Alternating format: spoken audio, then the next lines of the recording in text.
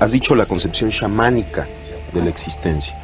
Y sí quiero aclarar un poco qué es esto de chamánica o qué son los chamanes. Son los sabios indígenas de muchos lugares del mundo. Nosotros hemos estudiado a estos sabios en México. Y una de las linajes de estas gentes se encuentra en el estado de Sonora, los yaquis de Sonora. Y ellos tienen... Los de Carlos Castaneda. Ah, sí.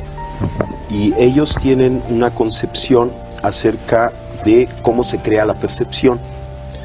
Se interesan fundamentalmente en explicar o en tratar de explicar cómo aparecen las imágenes, cómo aparecen los sonidos, cómo aparecen los diferentes niveles de la realidad.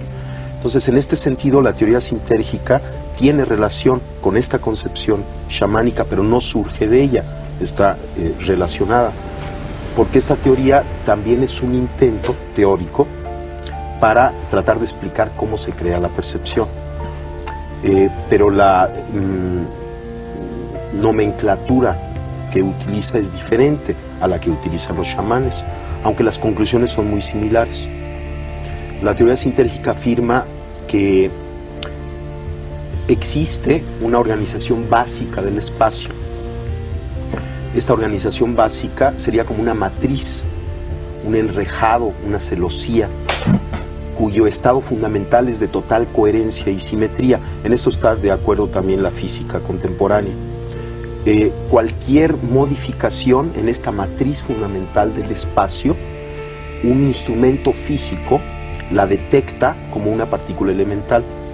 Entonces el instrumento detecta que hay algo que aparece contra un fondo estable de total coherencia, y los físicos y las gentes que conocen lo que significa la medida del instrumento hablan de la aparición de una partícula elemental.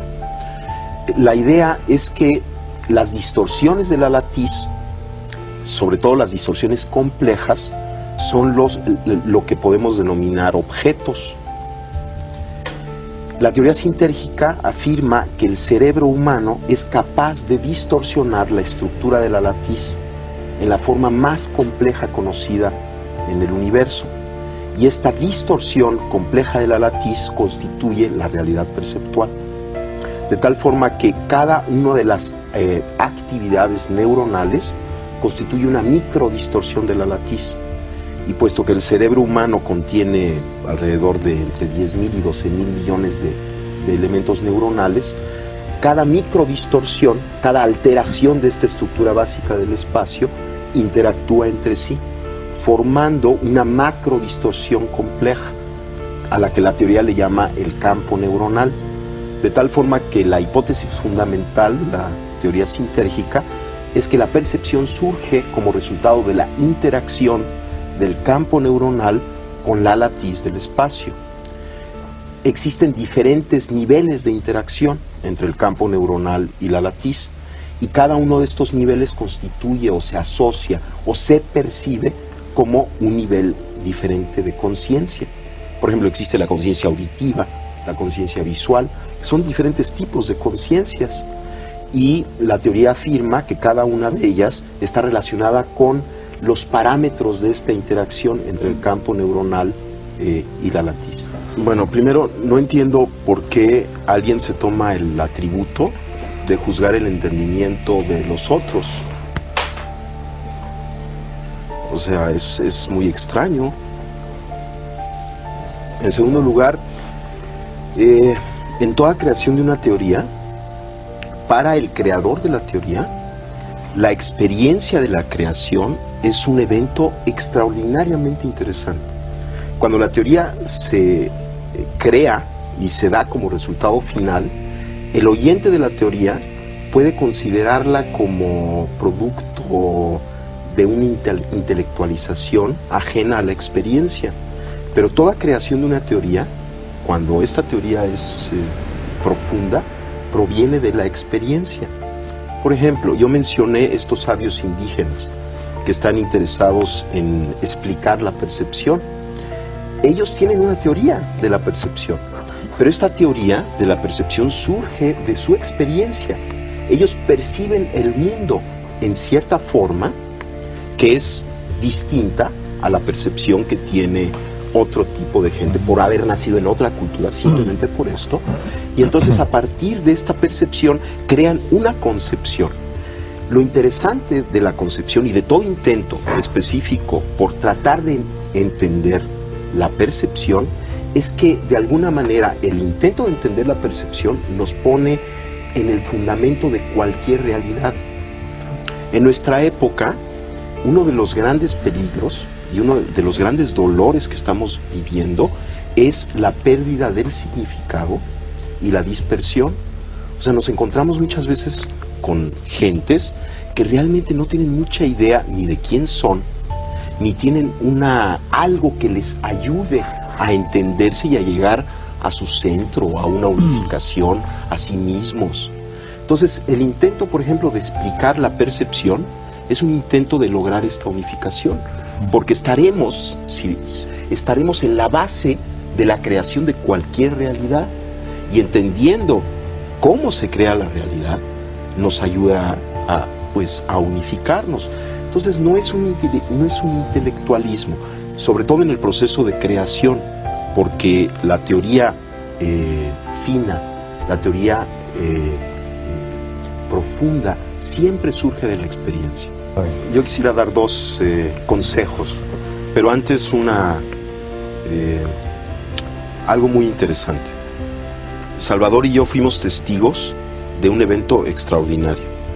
Y vamos, yo soy un científico, yo tengo un laboratorio, estudio la actividad cerebral, la fisiología cerebral, y me invitaron a conocer a esta mujer Pachita y a sus operaciones. Y lo que yo vi ahí, en principio, contradecía todo concepto y todo conocimiento que yo tenía acerca de la realidad. Y a mí lo que me enseñó esto que vi, que Salvador pues lo estaba describiendo, y que yo fui testigo también de aquello, lo que me enseñó es que yo no puedo decir cuál es el límite de la capacidad humana. A partir de esa experiencia yo no me atrevo a decir el ser humano no puede hacer esto, el cerebro tiene tal límite en su potencialidad, sino que parecería que estamos dentro de un continuo extensísimo y no conocemos cuáles son los extremos de este continuo. Ahora, los dos consejos. Los dos consejos. Uno es la risa. Uno es la risa. La risa es excelente, es una medida terapéutica extraordinaria. Inclusive hay una técnica de meditación taoísta en donde la persona, y es muy sencillo hacerlo, la persona se sienta y sonríe. Inténtenlo.